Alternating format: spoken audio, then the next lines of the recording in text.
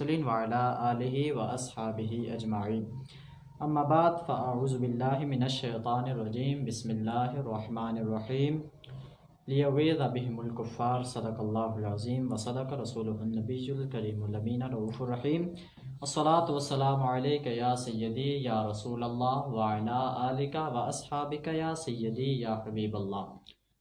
تمام تر تعریف و توصیف اللہ جل مجدہ الکریم کے لیے ہے جو خالق کائنات بھی ہے اور مالک ارض و سما بھی، اور تمام تر حمد و ثنا محبوب دو عالم شفیع معظم شفیع یوم النشور احمد مجتبیٰ محمد مصطفیٰ صلی اللہ تعالی علیہ وآلہ وسلم کے لیے ہے کہ جن کے صدقے میں خالق کائنات نے یہ کل کائنات تخلیق فرمائی۔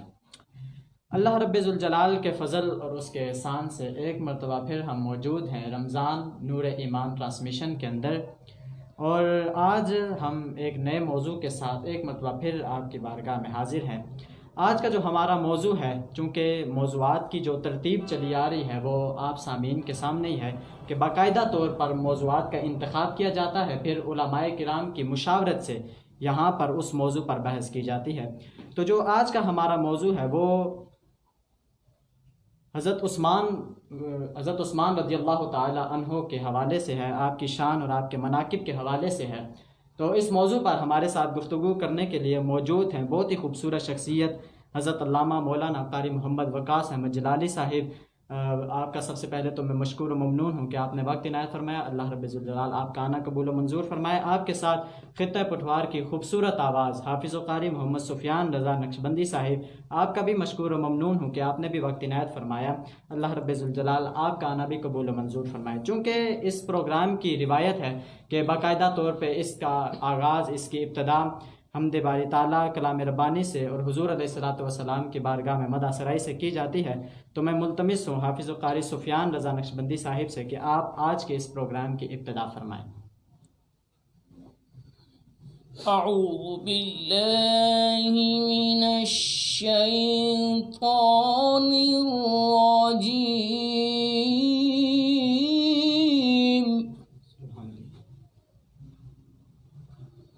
بسم اللہ الرحمن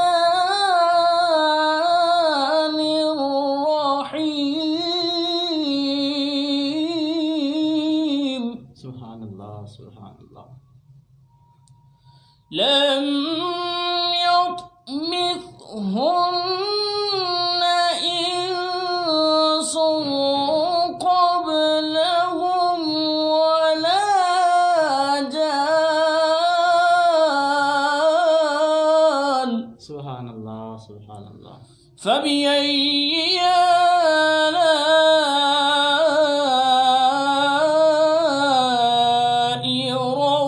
ربكما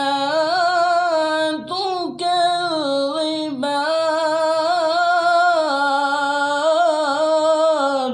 سبحان اللہ۔ متكئين على رفرف خضر وعبقري حسان۔ سبحان اللہ سبحان اللہ۔ فبأي آلاء ربكما تكذبان؟ سبحان اللہ۔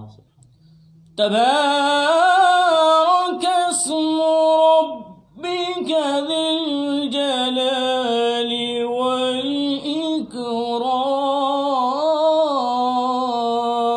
سبحان اللہ۔ صدق اللہ العظیم۔ جزاک اللہ۔ صلی اللہ علیہ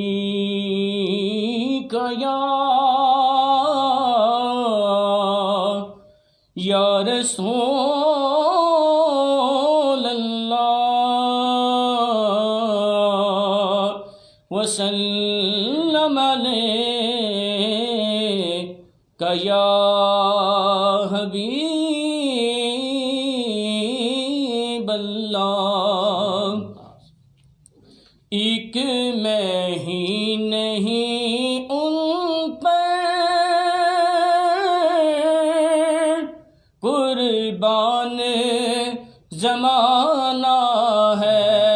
ایک میں ہی نہیں ان پر قربان زمانہ ہے، ایک میں ہی نہیں ان پر قربان زمانہ ہے،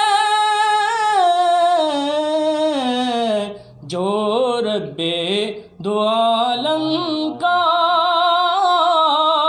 محبوب یگانہ ہے، کل پل سے ہمیں جس نے اس پار لگانا ہے، کل پل سے ہمیں جس نے اس پار لگانا ہے،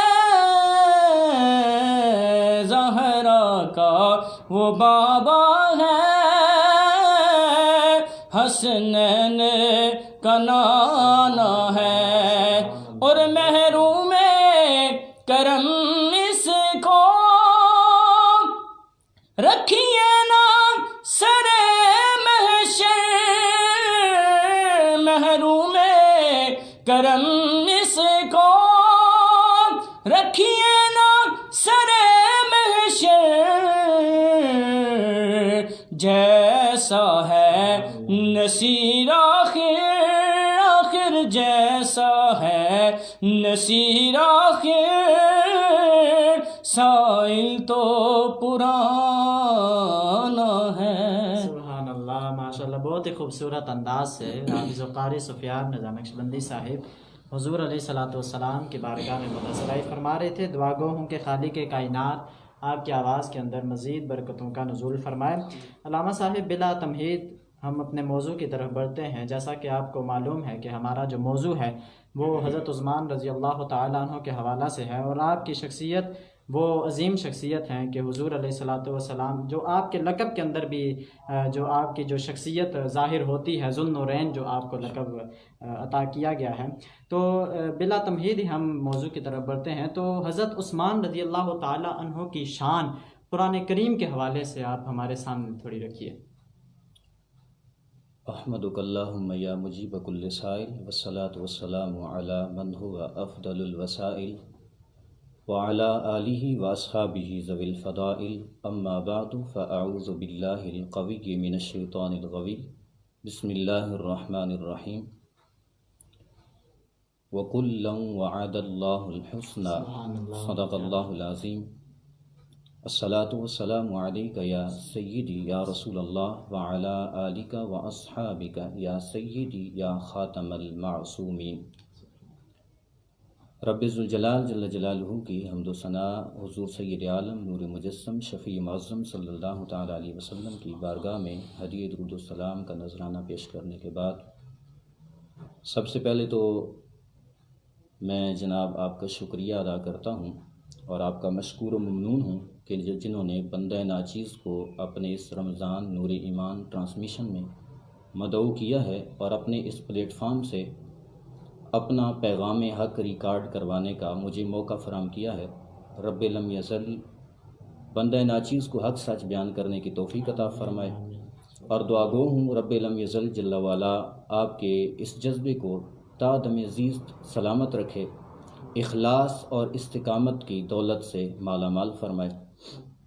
بلا تاخیر و بلا تمہید، حضرت عثمان غنی رضی اللہ تعالی عنہ آپ کی شان کو اگر بیان کیا جائے تو قرآن مجید کے اندر 16 یا 18 آیتیں وہ ہیں جو صرف اور صرف حضرت عثمان غنی کی شان میں، حضرت عثمان غنی کے حق میں نازل ہیں۔ کیا بات ہے، سبحان اللہ، یعنی کوئی ایک آیت نہیں ہے، بے شک بے شک۔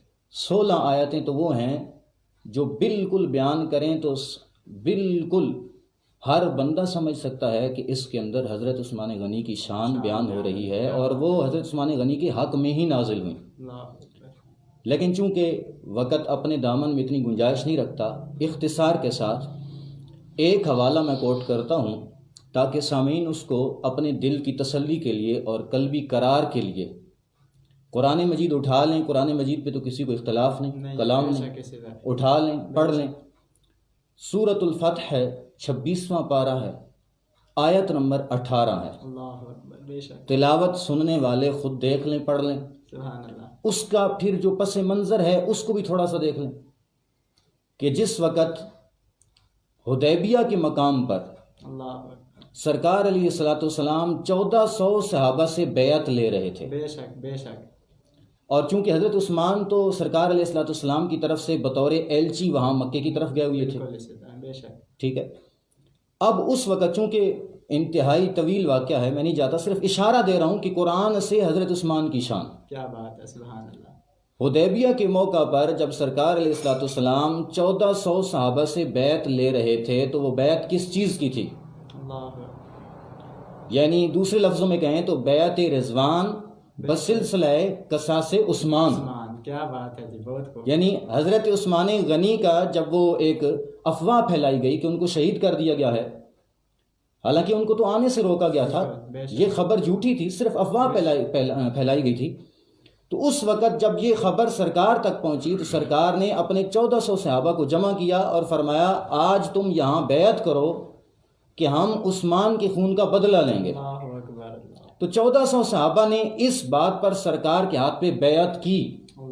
اس انداز کو رب ذوالجلال نے سورۃ الفتح 26واں پارہ آیت نمبر 18 کے اندر بیان فرمایا. کیا بات ہے جی. بہت خوب. رب فرماتا ہے محبوب جب ایک پیڑ کے نیچے، شجر کے درخت کے نیچے 1400 تیرے غلام بیٹھ کر تیرے ہاتھ پہ بیعت کر رہے تھے عثمان غنی کے خون کے قصاص کے معاملے میں، تو محبوب ان کی اس ادا پہ رب اتنا راضی ہے کہ ان سب پہ رب راضی ہو گیا ہے. یعنی وہ ادا رب کو اتنی پسند آئی. رب فرماتا ہے حبیب میں آپ کے ان سارے غلاموں پہ راضی ہوں، کسی ایک کی بات نہیں ہوئی. 1400 صحابہ ہیں، ساروں نے بیعت کی. کس وجہ سے؟ ہم نے حضرت عثمان غنی کا بدلہ لینا ہے. اگرچہ خبر جھوٹی تھی لیکن انہوں نے بیعت کی تو رب نے فرمایا محبوب جس نے بیعت کی ہے نا کہ ہم عثمان غنی کے خون کا بدلہ لیں گے، میں رب ان سب سے راضی ہوں. اب جو نقطے کی بات ہے کہ اگر قرآن سے ہی شان عثمان کو بیان کرنا ہے تو یہاں سے سمجھ آ جاتی ہے کہ جو عثمان غنی کے خون کا بدلہ لینے کے لیے سرکار کے ہاتھ پہ بیعت کریں، جب رب ان پہ راضی ہے تو خود عثمان پہ کتنا راضی ہوگا. کیا بات ہے. بہت خوب. دیکھیں بات تو سمجھنے والی ہے نا کہ جب وہ بدلہ لینے پہ تلیں، خون کا مطالبہ کریں، خون کا بدلہ لینے کی حوالے سے وہ آگے ڈسکس کریں، تو جب رب ان کی اس ادا پہ، اس عمل پہ اتنا خوش اور راضی ہے تو جس کی خاطر اتنا کچھ کیا جا رہا ہے اس عثمان پہ رب کتنا خوش اور راضی ہوگا. تو یہ ایک چیز جو ہے اس حوالے سے بھی یہ قرآن مجید برہان رشید کی ایک آیت صرف میں نے پیش کی ہے جہاں سے حضرت عثمان غنی کی شان کو بیان کیا جا سکتا ہے. کیا بات ہے. ماشاءاللہ بہت ہی خوبصورت انداز سے آپ نے کلام پاک سے حضرت عثمان کی شان کو ہمارے سامعین کے سامنے رکھا. تو حضور علیہ الصلوۃ والسلام کے فرمودات کے مطابق حضرت عثمان غنی کی شان پر تھوڑی سی وضاحت آپ فرما دیجیے. سرکار علیہ الصلوۃ والسلام کے فرامین تو بے شمار ہیں، بے شک، لیکن ایک ایسا فرمان ہے جب میں نے پہلی بار پڑھا تھا موجم اوسط کے اندر یہ سرکار کا فرمان موجود ہے تو مزہ آ گیا. کیا بات ہے. یعنی سرکار کا فرمان تو ایک ہے لیکن شان حضرت عثمان کی 4 بیان ہو رہے ہیں. کیا بات ہے جی. بہت خوب. حضرت ام کلثوم رضی اللہ تعالی عنہا آپ کو سرکار نے متوجہ فرمایا اور متوجہ کر کے ارشاد فرمایا اے میری بیٹی سن، تیرے شوہر عثمان کی شان یہ ہے کہ وہ پہلے نمبر پر تو رب سے پیار کرتا ہے. کیا بات ہے. کیا بات ہے. اب سرکار اپنی زبان سے شان عثمان بیان کر رہے ہیں بہت خوب. اور پھر رہتی دنیا تک اپنے غلاموں کو یہ پیغام بھی دے رہے ہیں کہ جو میرے غلام صحابہ ہیں ان پہ تبرہ نہیں کرنا، ان کی صفائی رب کا حبیب پہلے بیان کر رہا ہے. کیا بات ہے. فرمایا اے میری بیٹی تیرا شوہر عثمان، اس کی پہلی شان یہ ہے کہ وہ اللہ سے پیار کرتا ہے. دوسری شان یہ ہے کہ وہ اللہ کے رسول سے پیار کرتا ہے. سبحان اللہ. بہت خوب. یعنی وہ اللہ سے بھی پیار کرتا ہے اور اللہ کے رسول سے بھی پیار کرتا ہے. تو 2 شانیں ہوئیں. تیسرے نمبر پہ فرمایا اے میری بیٹی بات ختم نہیں ہوتی.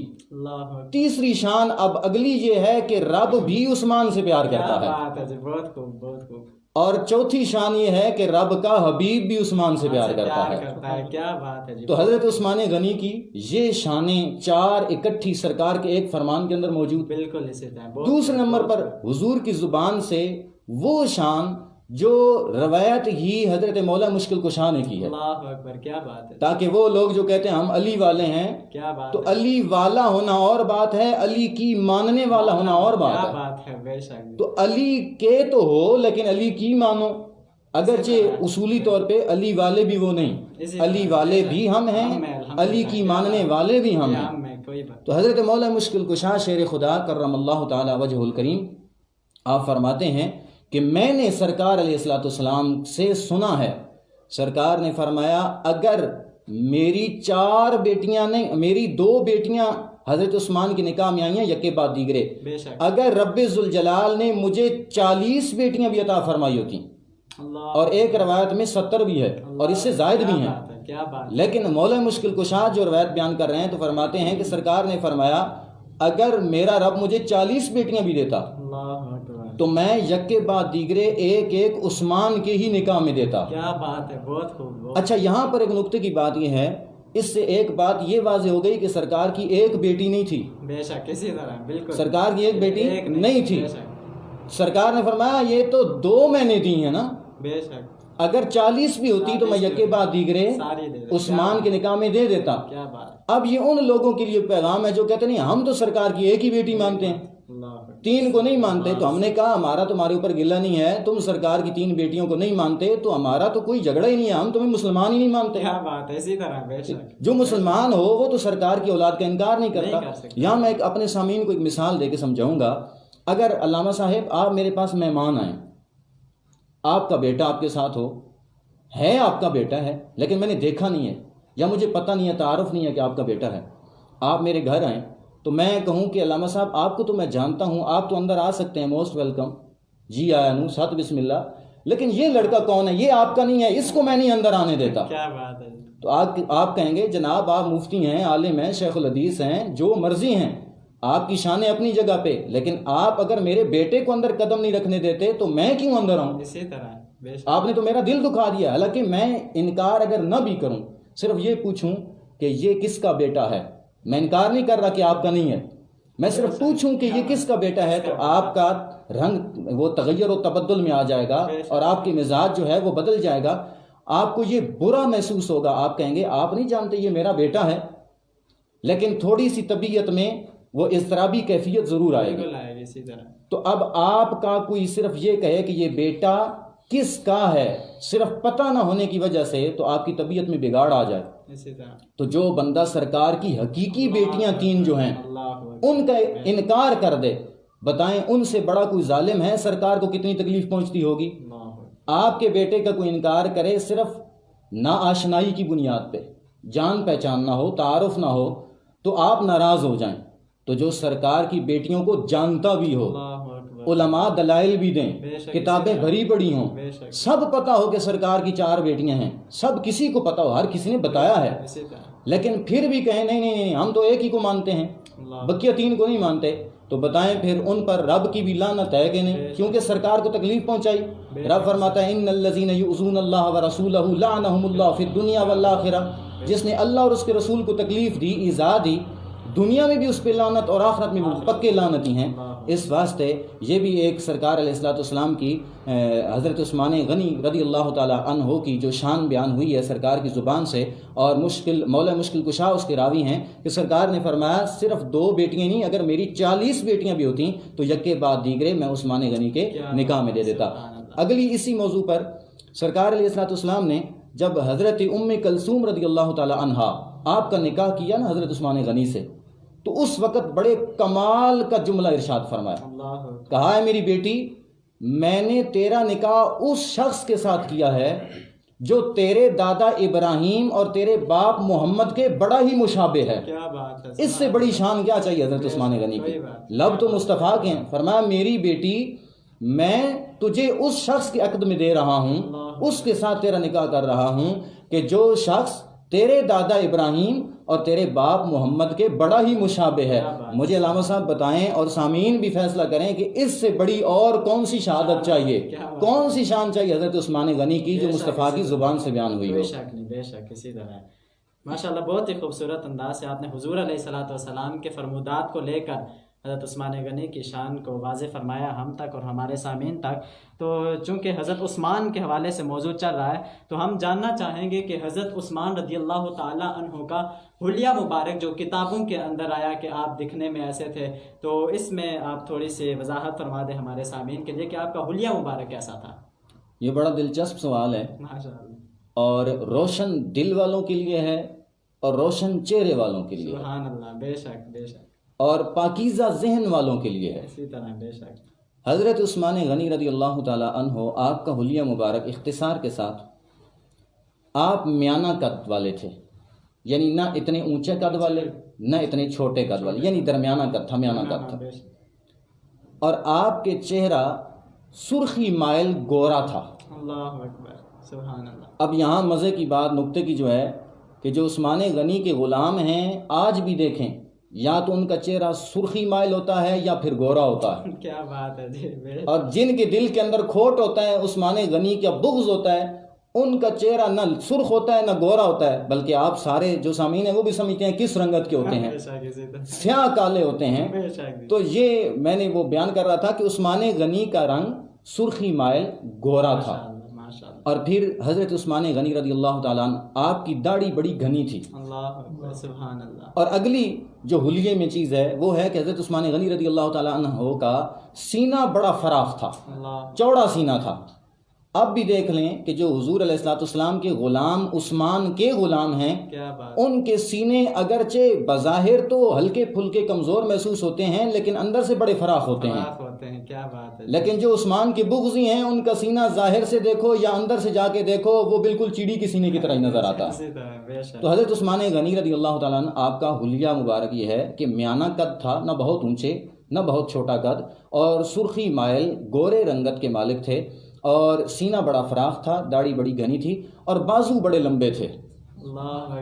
بازو بڑے لمبے تھے. تو اگلی بات یہ ہے کہ آپ کے جو دانتوں میں تار ڈلی ہوئی تھی نا وہ سونے کی تھی. یہ سونے کی تار ڈلی ہوئی تھی. اب یہاں پر عثمان تو وہ ہیں کہ جو مسکرائیں بھی تو نور نظر آتا ہے، سونا چمکتا ہوا نظر آتا ہے. آج بھی حضرت عثمان غنی کا جب غلام مسکراتا ہے تو دل کو چین آتا ہے، لیکن بغضی صرف ساتھ دوسری نشست پہ بیٹھ جائے تو بدبو سے وہ اپنی نشست بدلنی مجبوری بن جاتی ہے. تو اس واسطے حضرت عثمان غنی کا مختصراً میں نے یہ جو حلیہ بیان کیا ہے کہ آپ کے بازو لمبے تھے، سینہ بڑا فراخ تھا، اور داڑھی بڑی گھنی تھی، اور درمیانے قد کے مالک تھے، اور خوبصورت رنگت گوری تھی. ماشاءاللہ. بہت ہی خوبصورت آپ نے حلیہ بیان فرمایا ہے. تو چونکہ حضرت عثمان رضی اللہ تعالیٰ عنہ کے ذات مبارکہ وہ ہے جو اپنی سخا کی وجہ سے، سخاوت کی وجہ سے بھی بڑے مشہور ہیں صحابہ کرام میں. تو آپ کی سخاوت پر اور رسول اللہ صلی اللہ علیہ وسلم سے جو آپ کی محبت کا انداز تھا وہ کیا تھا؟ دیکھیں اس پہ بھی سیر حاصل گفتگو کی جا سکتی ہے اختصار کے ساتھ. ویسے تو حضرت عثمان غنی رضی اللہ تعالی عنہ نے سب کچھ ہی مصطفیٰ کے قدموں پہ قربان کر دیا. بے شک. سبحان اللہ. لیکن ایک دو واقعات اپنے سامعین کے گوش گزار کروں گا کہ جب مسلمانوں کو پانی نہیں پینے کے لیے مل رہا تھا، اللہ اکبر، جب کنواں یہودی کے قبضے میں تھا، بے شک. سبحان اللہ. تو وہ بھی ایک دن پانی دیتا اور اپنی منہ مانگی قیمت لیتا. بے شک. مسلمانوں کو دشواری ہو رہی تھی. بالکل. سامعین نے سن رکھا ہوگا، اس لیے میں صرف ایک پوائنٹ کی طرف آؤں گا. تو سرکار علیہ الصلوۃ والسلام نے صحابہ کی جھرمٹ میں بیٹھ کے ارشاد فرمایا کہ میرا جی یہ چاہتا ہے کہ مسلمانوں کو اس تکلیف سے چھٹکارا مل جائے، سبحان اللہ، پانی کا بندوبست ہو جائے، یہودی کے قبضے سے یہ پانی نکل آئے. تو حضرت عثمان غنی نے دوسری بات ہی نہیں کی، تشریف لے گئے، جا کے یہودی سے ملاقات کی، کہا یار تم میرے ساتھ سودا نہیں کر لیتے اس کنویں کا، بیر روما کا، کہا میرے ساتھ اس کنویں کو سودا نہیں کر لیتے. تو وہ یہودی تھا، کاروباری تھا، وہ تو پانی بیچتا تھا پیسوں کا، سمجھدار وہ بھی بڑا تھا، لیکن میرے مصطفیٰ کے غلام عثمان بھی بڑے پائے کے تاجر تھے. تجارت کے لیے بھی عقل ہونا ضروری ہے نا. تو عقل دین دشمنوں کی تو نہیں ہوتی، حضور کے غلاموں کی ہوتی ہے. تو حضرت عثمان غنی گئے، کہا کہ یہ اگر تم کنواں مجھے دے دو، اس نے کہا ایک شرط پہ دوں گا. وہ شرط یہ ہے کہ ایک دن تم پانی بھرو گے، دوسرے دن میں اس پہ کاروبار اپنا کروں گا، یہ پانی سیل کروں گا، بیچوں گا، اور جو ایک دن تم پانی بھرو گے نا اس کا بھی تم مجھے معاوضہ دو گے، یعنی رقم پے کرو گے، اس کے بعد پانی لو گے۔ تو حضرت عثمان غنی رضی اللہ تعالی عنہ نے اس آفر کو قبول کر لیا۔ اب یہ دانائی عقل مندی دیکھیں سرکار کے غلام عثمان کی۔ سبحان اللہ۔ فرمایا قیمت کتنی ہے بتا، اس نے منہ مانگی قیمت بتائی، حضرت عثمان غنی نے پیش کر دی، کہا ٹھیک ہے۔ اب باریاں لگ گئیں، ایک دن مسلمان اس سے پانی بھریں گے، اگلے دن دیگر لوگ بھریں گے۔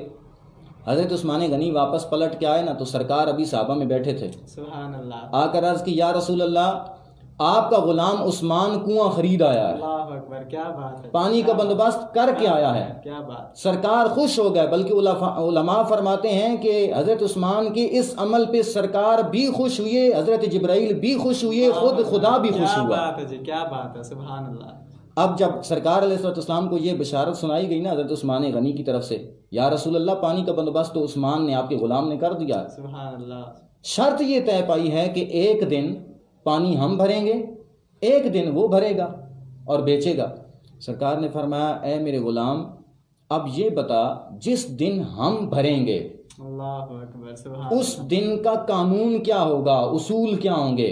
سبحان اللہ۔ تو حضرت عثمان غنی نے عرض کی یا رسول اللہ جو قانون آپ ارشاد فرمائیں گے ہم اسی کو لاگو کر دیں گے۔ کیا بات ہے جی، بے شک، سبحان سرکار نے فرمایا پھر ہم تو کسی کو منع نہیں کرتے۔ سبحان اللہ، بے شک۔ حضرت عثمان غنی نے جا کے اعلان کر دیا کوئی اپنا ہے بیگانہ ہے، کوئی مسلمان ہے، مصطفیٰ کا غلام ہے، وفادار ہے یا غدار ہے، آئے فلاں دن کنواں اوپن ہوگا، مسلمانوں کی باری ہوگی، جس کا جی چاہے جتنا پانی بھرنا چاہے بھر کے لے جا۔ سبحان اللہ، کیا بات ہے۔ اب جو دین دشمن تھے، جو غدار تھے، وہ بھی آتے، مسلمانوں کی باری والے دن پانی بھر کے چلے جاتے۔ دوسرے صاحب جو یہودی تھے وہ دوسرے دن آتے، آ کے جناب بیٹھتے کرسی لگا کے کہ کوئی آئے گا تو میں پانی بیچوں گا، رقم آئے گی، منافع کماؤں گا۔ تو یہ تو اس کو نہیں پتا تھا کہ یہاں پر 60 عثمان غنی نے ماری ہے۔ کیا بات ہے جی، کیا آج بھی جو پراپرٹی کا کام کرتے ہیں نا تو وہ جب زمین خریدتے ہیں نا تو کہتے ہیں کہ ہمیں فرنٹ دے دو، تو جو بے وقوف ہوتا ہے وہ کہتا ہے کہ چلو فرنٹ تو لے رہا ہے نا، میری منہ مانگی قیمت سے ہی لے رہا ہے، پیچھے میں دیکھ لوں گا۔ اس کو نہیں پتا ہوتا کہ فرنٹ لینے والا پھر مرضی اپنی ہی کرے گا۔ بے شک، اسی طرح۔ تو عثمان غنی رضی اللہ تعالیٰ نے جو ایک دن کا طے کیا نا تو فرمایا اب اپنے بھی آئیں غیر بھی آئیں، پانی بھر کے چلے جائیں۔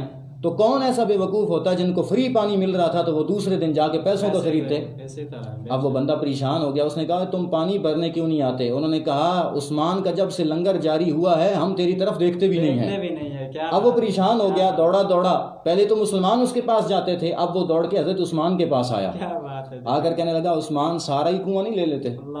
آپ نے فرمایا ہم تو چاہتے ہی یہ تھے، منہ مانگی قیمت بتاؤ تو سودا ہو گیا۔ تو آج تک لنگر چل رہا ہے پانی کی صورت میں حضرت عثمان غنی کا۔ لنگر کے منکروں کو بھی چاہیے وہاں بیر روما کا پانی نہ لے کے آئیں نہ پئیں، کیونکہ یہ عثمانی لنگر ہے۔ تو بعضوں کے نزدیک تو لنگر اس طرح کا نیاز کی صورت میں یہ تو حلال ہی نہیں ہے، ٹھیک ہے؟ تو یہ دیکھیں کس طرح سخاوت ہے حضرت عثمان غنی کی۔ یہاں ایک نقطے کی بات کرتا چلوں، وہ عثمان غنی جب مسلمانوں کے پاس پینے کے لیے پانی نہیں تھا تو کنواں خرید کے دیا، کنواں خرید کے وقف کر دیا، لیکن پھر وہی عثمان غنی ہیں جنہوں نے 40 دن تک پانی نہیں پیا۔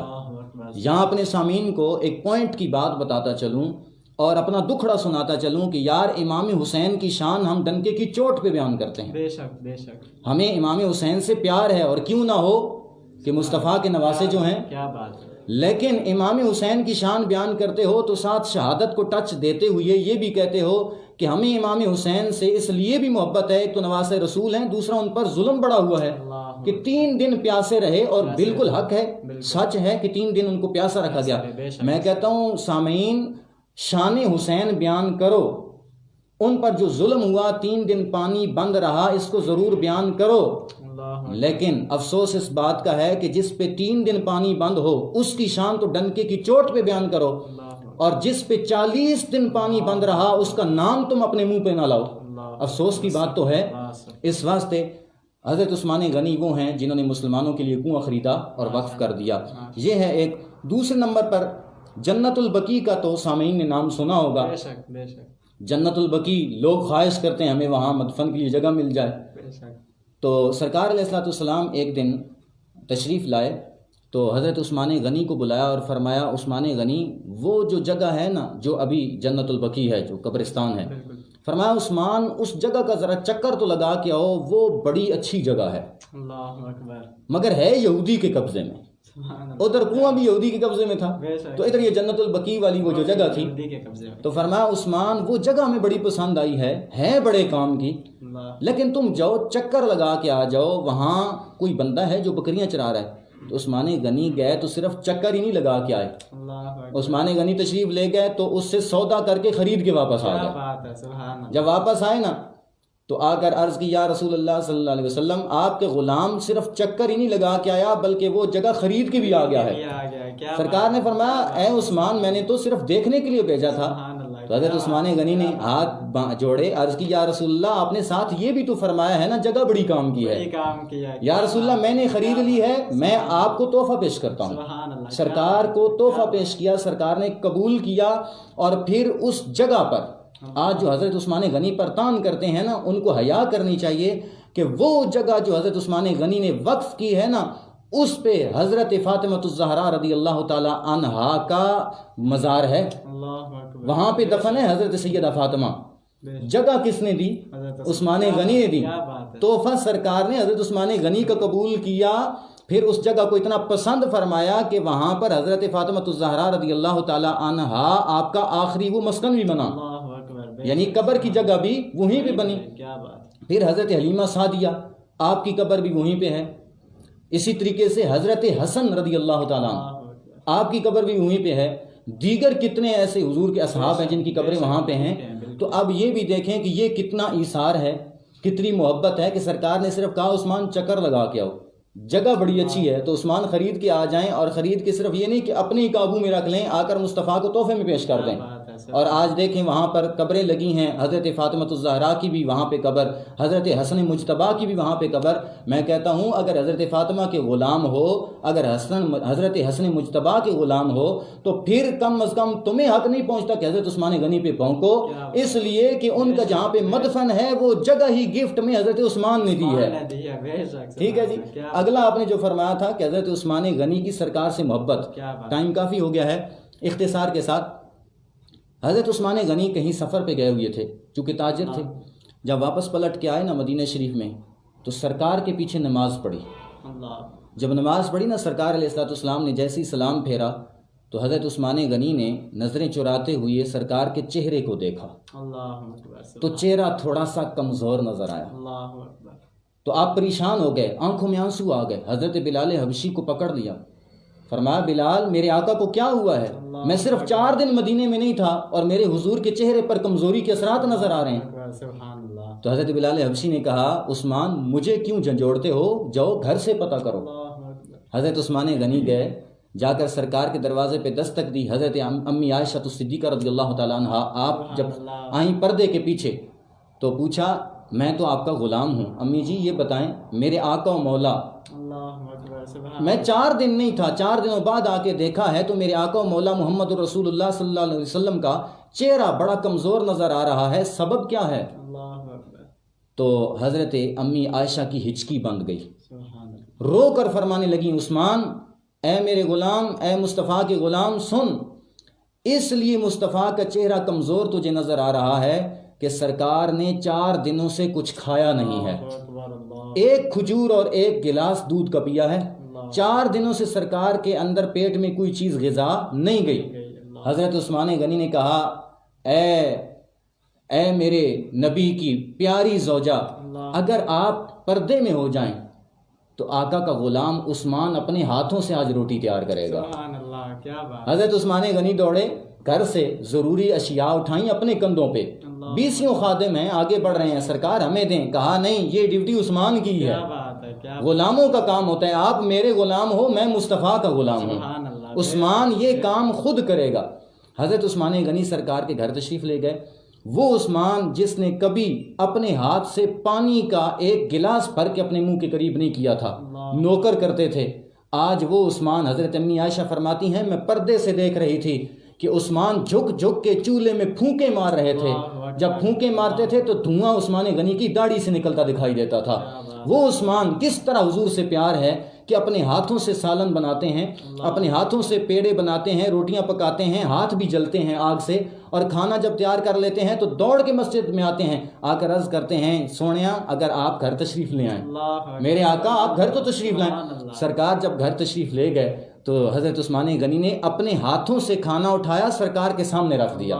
جب سامنے رکھا تو سرکار علیہ السلام نے جب پہلا لقمہ منہ میں رکھا نا تو عثمان غنی کی بھی ہچکی بند گئی، زارو قطار روئے، اور 600 درہم سرکار کی خدمت میں پیش کیے۔ عرض کی یا رسول اللہ اگر عثمان کا مال آپ کے کام نہیں آئے گا تو عثمان نے اس کو آگ لگانی ہے، عثمان نے اس کو کیا کرنا ہے؟ آقا آپ 4 دنوں سے بھوکے ہیں، عثمان کو یہ گوارا نہیں ہے۔ حضرت امی عائشہ فرماتی ہیں عثمان تو چلے گئے، عثمان تو چلے گئے، لیکن مصطفیٰ کا اس وقت